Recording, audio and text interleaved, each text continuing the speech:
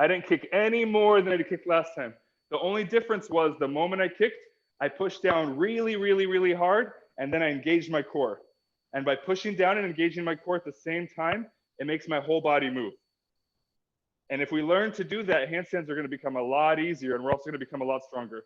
So let's try 3 of those, 3 on our good side, 3 on our bad side. Tiny little kicks. It doesn't matter if you make it to a handstand, but see if you could push more with your shoulders and engage your core, and see if that helps you with your handstand. So let's do 3 times on our good side, 3 times on our bad side.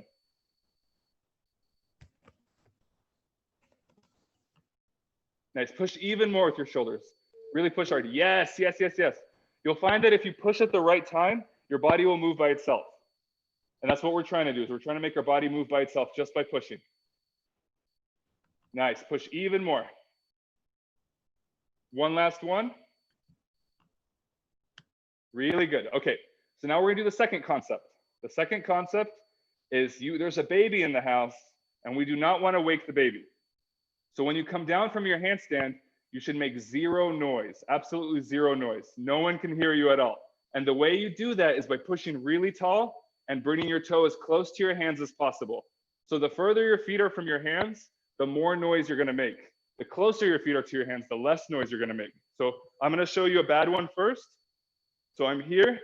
If I come down here, you probably won't hear it because I'm wearing headphones. But if I come down here, that's going to be a loud handstand, and that's going to wake up the baby. What I want you to do is kick up, bring your feet as close to your hands as possible, very quietly come down. That way the baby stays asleep. Let's try a couple on our good side and a couple on our bad side. Remember, the closer you get to your hands, the quieter it's going to be. And the closer your feet get to your hands, the more you have to push with your shoulders. So when your feet are almost touching your hands, you're pushing to your absolute maximum in your shoulders, all the way to the very top. Really nice. See if you can make it even slower. Super slow motion. Good job. One last try. Nice. Okay. Who could demonstrate a tuck handstand for me? Who feels confident to demonstrate a tuck handstand? Like jumping or just kicking up into it? Either one. I could do it. But you're holding the ball. We're going to tuck to a ball. So not to straight body, but to ball. Okay? Who wants to try? I could do it. Can you show me? I would like to see Basil, please. Then I want to see Lily next.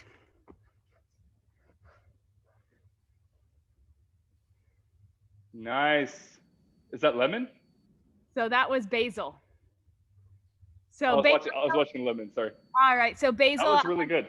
Show one more, Basil. Do it again, one more time.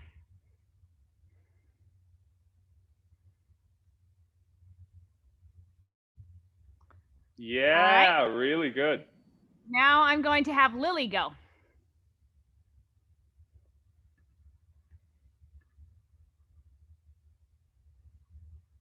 Oh, pretty nice.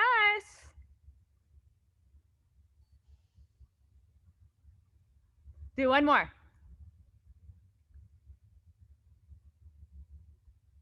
There you go. Really good.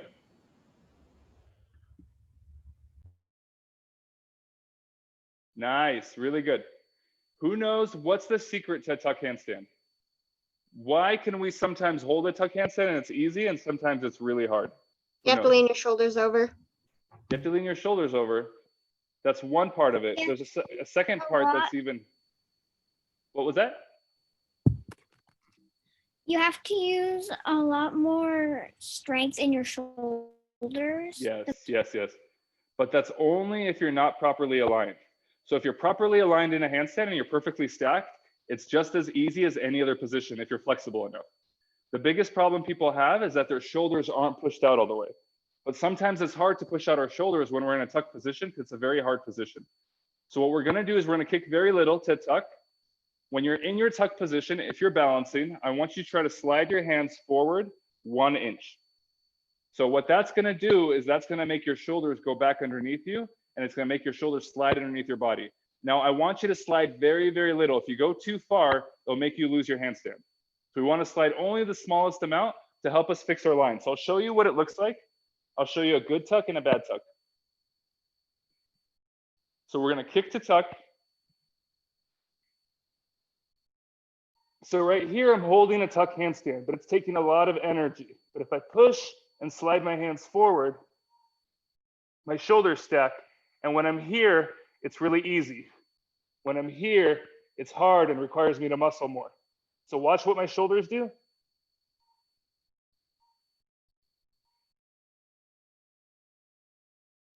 And we do that by sliding our hands forward and pushing into the floor.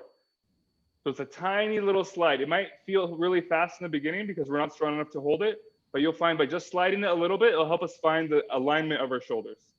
Let's try it 3 times. You could either kick or you could jump. It's up to you.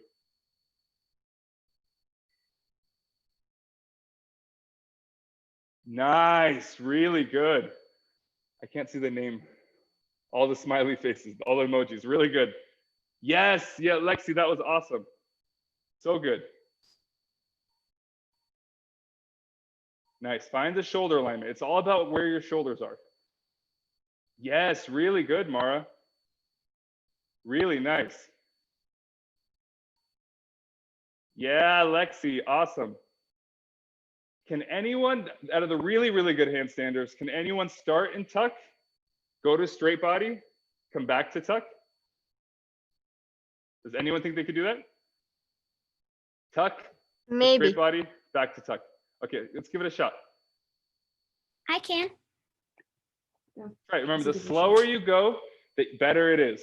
Now, as you're coming down from straight body, try to make sure that your hips stay over your shoulders. You'll find that when you start tucking down, your hips will fall back and you'll lose your balance. So if you make sure that your hips are roughly over your head, you will stay in the tuck position. Deep breath. Close, really good, Willow. Awesome, good job, guys. Let's do one more. Deep breath. You did a really pretty technique. Nice, really good. Okay, get a drink of water. We're gonna do a couple more exercises and then we're gonna be done for today. So we're gonna do a challenge. This is gonna be a challenge. We're gonna kick up to a handstand, but so you could enter in a handstand one way, but you could also exit a different way. So what we're gonna do is we're gonna kick to straddle. If you hold your straddle, I want you to try to straddle press down, okay? So we're gonna kick to straddle. Remember, kick, keep your legs straight, immediately open to the straddle. Once you catch your balance, the closer your feet get to the floor, the more you have to push with your shoulders. So it's already gonna feel like you're pushing to your maximum, but you have to push even more. So you have to find even more push. The closer your feet get to the floor, the more you're gonna push.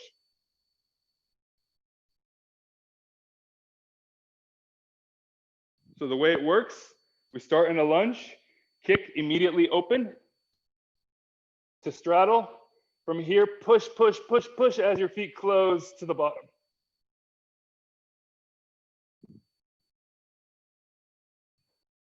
We're gonna try it 3 times. Ooh, Willow, that was close. Keep pushing with the shoulders. Allow your bum to go past your head. That's the scary part. Is usually if you don't let your bum go past your head, you're gonna wanna walk instead. But if you keep pushing with your shoulders, it'll allow you to not move forward. Yeah, Willow, that was better. Keep pushing as your feet go over. Nice, Lexi, close. Remember, the more you push, the more strength you use, the stronger you're gonna get. So it's one of the hardest things about handstands when you go slow, because it takes so much energy and strength, but it's also gonna make you super strong. And it's gonna help you with your bars, it's gonna help you with everything, with your balance beam. Nice, Coach Nadine. Really good. Let's do one last try. Really good. Okay. So here's what we're going to do now. We're going to finish off. We're going to burn out with some cartwheels, and then we're going to do a little bit of conditioning at the end. So what we're going to do is we're going to do some cartwheels. We're going to do your regular gymnastics cartwheel turn in to a lunge, but we're going to go good side cartwheel, bad side cartwheel. And we're going to start from our knee. So we're going to start from a lunge, and you're going to finish in a lunge. Let's see if there's enough room for me to do it here. Okay, so we start in a lunge. So on our knee, hands are up by our ears. We do a cartwheel. We finish back in lunge.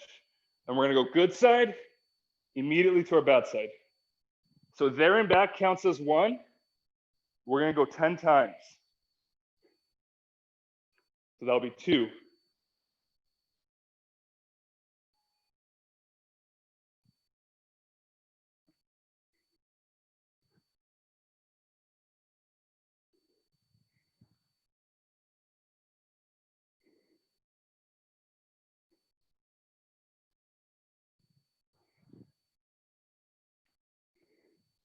Okay, I'm at 4. What number are you guys on?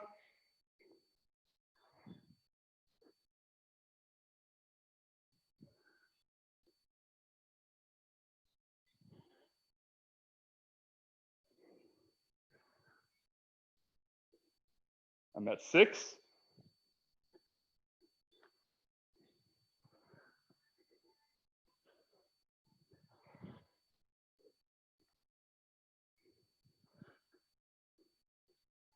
I'm at 8.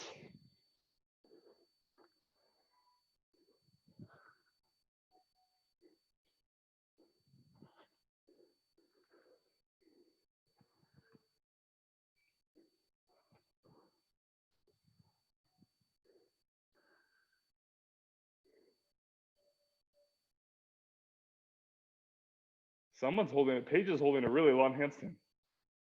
Yeah, Paige.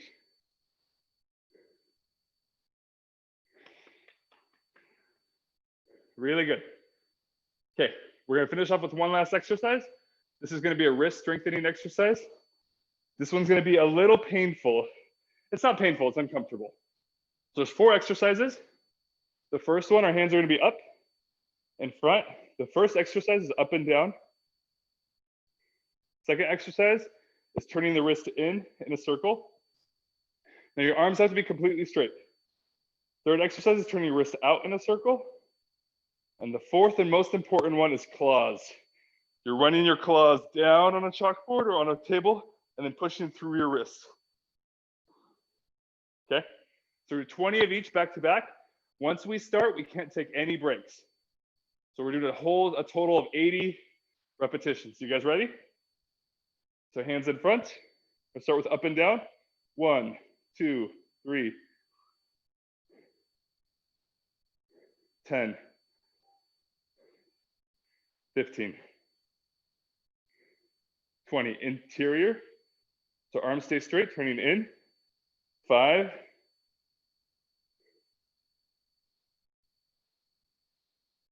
15, and 20. Reverse. Exterior. Keep the arms super straight. Pull the wrist forward as if you're doing a handstand, but in front of you. Keep turning the wrist, really good. 5 more. And claws. 1, really push through the fingers. 2, 3, drive your fingers down, push the wrist down. 4, this one you should feel in your forearms. The big claws pushing through the wrists.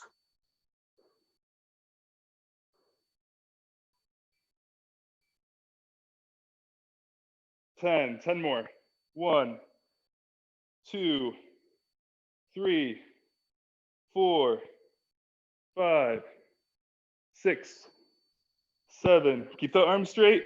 8, 9, one last one. 10. Really good.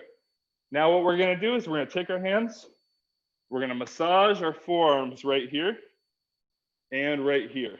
So the muscles that we were using in our handstands, we're gonna massage them. That way they can recover faster for the next day. So whenever we work out, our muscles get tense. And if you massage and release the tension by stretching or by foam rolling or by massaging, you make your muscles less sore and they recover faster. Really good. And that was it. That was our training. Pat yourself on the back. You guys are awesome. It was so fun working with you guys. I'll see you guys again sometime. Whoa, Coach Dmitry, that was awesome.